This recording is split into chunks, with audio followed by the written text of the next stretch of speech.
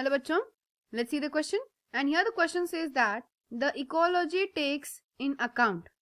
तो यहाँ पे क्वेश्चन में क्या पूछा गया है? So question is saying that ecology takes in account. Ecology किस बारे में पढ़ाता है, इकोलॉजी में क्या क्या आता है? तो ऑप्शन देखें तो ऑप्शंस में है environmental factors, plant adaptations, effect of environment on plants या फिर ऑल ऑफ दी अबव. तो बेसिकली हमें एक कॉमन चीज तो पता है कि इकोलॉजी क्या होता है, right? So ecology is a very common thing. Ecology यहाँ पे हम लिख देते हैं, इट्स इकोलॉजी. और इकोलॉजी में हम क्या पढ़ते हैं? इकोलॉजी में ऑर्गेनिजम्स के बारे में, चाहे फिर वो प्लांट्स हो, एनिमल्स हो, और उनके एनवायरनमेंट के बारे में. करेक्ट?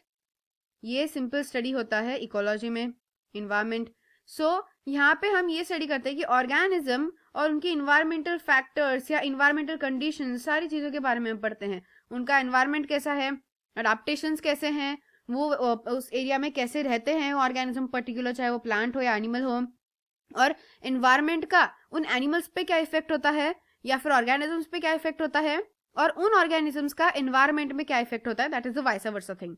मतलब दोनों का एक दूसरे के ऊपर क्या इफेक्ट होता है, ये पूछा गया है. Correct? So that all the things are concluded in the ecology term. So इसीलिए इकोलॉजी में ये तीनों ऑप्शंस आएंगे कि इन्वायरमेंटल फैक्टर्स आएंगे, ऑर्गेनिज्म के अडाप्टेशन यानी कि प्लांट भी एक ऑर्गेनिज्म है, साथ ही साथ इन्वायरमेंट का प्लांट्स पे इफेक्ट क्या होगा या फिर प्लांट्स का इन्वायरमेंट पे इफेक्ट, ये सारी चीजें हम इकोलॉजी में स्टडी करते हैं. सो दैट्स वाई यहाँ पे हमारा आंसर आएगा क्या?